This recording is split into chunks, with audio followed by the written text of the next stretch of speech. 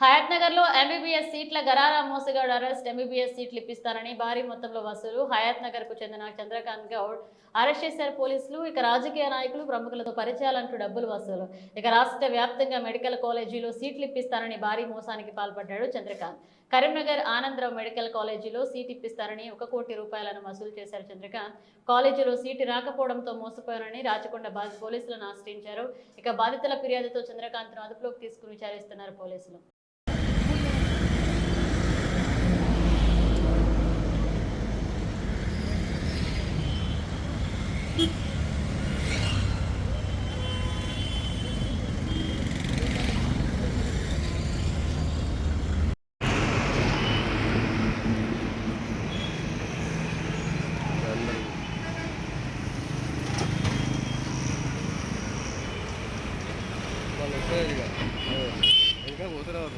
మహేష్ చంద్రకాంత్ ద్వారా నేను ఒక 4 సీట్లు ఇప్పించాను. తను ఇట్లనే ప్రతిసారి వస్తుంది 10 నిమిషాలు 20 నిమిషాలు అని అన్నారు. ఇంతవరకు కూడా ఒకరికి కూడా కట్టలేదు.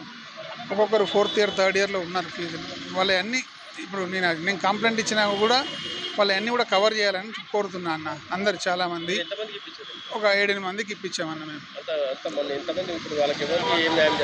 న్యాయం అంటే జరిగింది. ఇప్పుడు 3rd 4th ఇయర్లో కట్టట్లేదు. ఇప్పుడు ఈ 3 ఇయర్స్ నుంచి కట్టట్లేదు. అది కూడా కట్టేయగలరని చెప్తాను. ఇటువంటిది ఒకటే విషయం మా కొడుకునేది కాదు, అటువంటిది ఒక వందల మంది విద్యార్థులను మీద జీవితాలతో చెలగాటమాడిన వ్యక్తి ఇతని సామాన్యంగా విషయం వదిలిపెట్టే ప్రసక్తి లేదు. మీడియా మిత్రులు నేను ఒకటే పదే కోరుతూ ఉన్నాను. అంతకుముందు నేను పోలీస్ స్టేషన్ కంప్లైంట్ ఇచ్చినప్పుడు మీడియా ముందు నేను ప్రస్తావన తీసుకొచ్చి డీజీపీ దగ్గర ఎస్పీ దగ్గర మాట్లాడాల్సిన అవసరం కూడా వస్తుందని కూడా ఆయనకు పదే చెప్పినాను. అయితే మా కొడుకు డబ్బుల విషయానికి వస్తుంటే రూమ్లో వేసుకొని ఒక 10 మందిని రౌడీగాళ్ళని పెట్టించును మా ముందల పెట్టించి భయపెట్టించి అనౌన్స్ ఎవరెవరో పేరు ఫోన్ పెట్టించి ఒక సిఐ తోటి మాట్లాడిపించి నేను ఆయన క్యాండిడేట్ అటువంటి నేనేం లేదు ఇటువంటి లేదు అని చెప్పి బెదిరించుడు. ఇంకా బాధితులు చాలామంది ఉన్నారు. నేను కావలిస్తే మీడియా మిత్రుల మీద నేను ఇదే అంటున్నా, వాళ్ళ నెంబర్ ఇస్తా, వాళ్ళ బాధితులు వాళ్ళ ఆవేదన ఏందో మీ ముందు పెడతాం, మీరు సహకరించాలి. ఇటువంటి బ్యానర్లు ఈ ఏరియాలో ఆయన కడతా ఉంటాడు.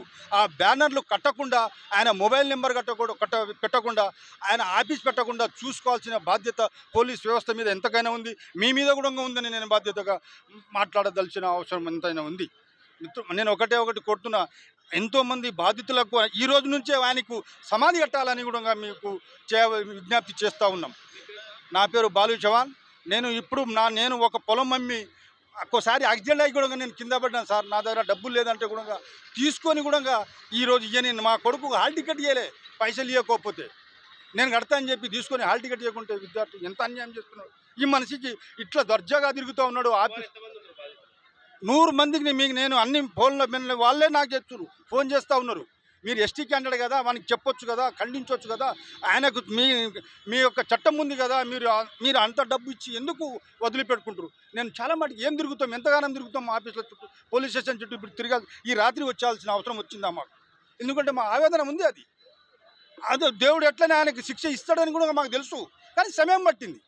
సమయం వల్ల అది మీరు కూడా ఆయన ఈ ఏరియాలో బ్యానర్లు కడుతుండ్రు, బ్యానర్ల మీద నెంబర్ కడుతుండ్రు. ఆయనకు బ్యానర్లు కట్టకుండా పోలీస్ వ్యవస్థను కూడా అప్పటికప్పుడు ఆయన మీద ఎంక్వైరీ ఉండాల్సిందిగా నిఘా కెమెరాలు కూడా ఉండాలని మీకు విజ్ఞప్తి చేస్తూ ఉన్నాను సార్. మీరు కంపల్సరీ దాని మీద ఉండాలి, ఫోకస్ పెట్టాలి. ఆయన నెంబర్ ఉండకూడదు. ఇటు నుంచి వ్యాపారం లేకుండా అసలు ఆయన బయటికే రాకుండా చూడాల్సిందా. అన్ని కాగితాలు కూడా మా దగ్గర ఉంది, మీకు కావాల్సి చూపిస్తా కూడా. అన్నీ ఆన్లైనే చేసినాం. మేము ఏమానికి అన్యాయం చేయడానికి మేము రాలేం. వాళ్ళందరికీ విద్యార్థులు చెలగాట మాడు. ఆడపిల్లలని చూడలేడు, మగపిల్లని చూడలేదు. అడ్డం నీరు కూడా నరికిన వ్యక్తి ఉన్నాడు. ఇప్పుడు మీ ముందు ఉన్నది సమాజంలో మీరు గుణంగా తీసుకురావాలి. పెద్ద మీడియా మిత్రులు కూడా మీరు ఒకసారి అన్ని పేపర్లో రావాలని కూడా ఆయనకు పేరు రావాలి, పేపర్లో రావాలి, ఆయన మొబైల్ నెంబర్ రావాలి, ఆయన ఫోటో రావాలి. మళ్ళొక్కసారి బ్యానర్ పెట్టకుండా ఈ ఏరియాలో హయత్ నగర్లో కానీ ఎల్బీ నగర్లో బ్యానర్ పెట్టొద్దు, ఆయన ఆఫీస్ ఉండొద్దు. ఈయనకు అండర్ గ్రౌండ్లో లోపల తొక్కేయాలని కూడా మీకు విజ్ఞప్తి చేస్తూ ఉన్నాం సార్. ఇది పేరు జవహర్ లాల్. అయితే మా తమ్మునికి సీట్ ఇప్పిస్తా అని ఇంచుమించు 60-70 లక్షలు తీసుకున్నాడు ఈ చంద్రకాంత్. మనకు ఇక్కడ మన హయత్ నగర్లోనే సొంత ప్రాపర్ ఎక్కడ ఉంది లోకల్.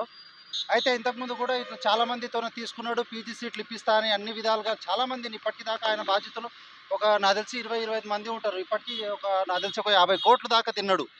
సరే సీట్ ఇప్పించే చాలాతో పైసలు తిని ఇంతకుముందు సేమ్ ఇదే ప్రాసెస్లో మన వరంగల్ హన్మకొండలో కూడా ఒక 1 వీక్ రిమాండ్ చేశారు పోలీసులు అక్కడ. అయితే ఒక 2-3కేమో ఒక 2-3 లక్షలు ఇచ్చేది ఉందని నేను అక్కడ ఉన్న సిఐతో మాట్లాడి అక్కడ సెటిల్మెంట్ చేస్తా అని ఒక వారం రిమాండ్ తీసుకున్న తర్వాత అక్కడ ఉన్న 2-3తోనూ పోలీసులతోనూ వేదో మొత్తానికి అక్కడ ఉన్న మేనేజ్ చేసేసి అక్కడ నుంచి ఎస్కేప్ అయిపోయిండు. మళ్ళీ ఇప్పుడు మేము జడ్చలలో కూడా సేమ్ ఇదే కంప్లైంట్ ఇస్తే జడ్చలలో కూడా ఒక 2 సార్లు అక్కడ ఉన్న సిఐ పిలిచాడు. అక్కడ మాతో కూడా వచ్చేసి అక్కడ మాతో కూడా ఏం చేసిండు, మాతోనే మేము సెటిల్మెంట్ చేసేసుకుంటాను, ఇచ్చేస్తాను, మాకు ఇట్లా ఒక 40 లక్షలు వెళ్ళాలి ఆయనతో అంటే ఇచ్చేస్తానని చెప్పి అక్కడ ఉన్న సిఐతో కాగితం రాయించుకున్నాడు. అన్నీ చేసేసుకుంటూ ఈరోజు వస్తా రేపిస్తా అని అనుకుంటా ఎక్కడిదక్కడ అంత చాలామంది పారిపోతూనే ఉన్నాడు. ఇక్కడికి ఏమనంటే నాకు ఎమ్మెల్యే మనుషులు సీఎం రేవంత్ రెడ్డి తెలుసు, అన్ని విధాలుగా రాజకీయ బలం ఉంది నాకు, ఏం చేసుకో చంపేస్తారా నన్ను, మీ అయ్యని నేనే చంపేస్తా, ఏం బెక్కుంటావు నువ్వు అని నాతోనే మాట్లాడిండు.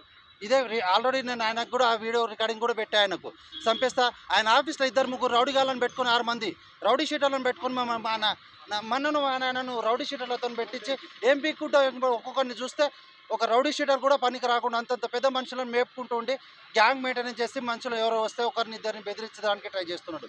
ఇది ఎంతవరకు ఈ పోలీసు వాళ్ళు కూడా ఎంతవరకు న్యాయం చేస్తారు? ఇప్పటిదాకా 3-4 పోలీస్ స్టేషన్ల దాకా ఇక ఇతని పైన కేసులు కానీ ఏదైనా మరి ఎక్కడి దాకా ఎవరికి సెటిల్ చేస్తుండో ఏం చేస్తుండో, అమాయక ప్రజలని ఇంతగా హింసిస్తుండో, ఒక 50 కోట్ల దాకా తిన్నాడు. ఆయన ఏం చేసుకుంటారో చేసుకోండి, మిమ్మల్ని నేను చంపేసిన నన్ను అడిగేటోడే లేడు, నేను ఏం పో అని బెదిరిస్తుండే. ఎంతవరకు కరెక్ట్ ఇది? ప్రజలను ఎంతవరకు హింసిస్తుండేది అమాయక ప్రజలను.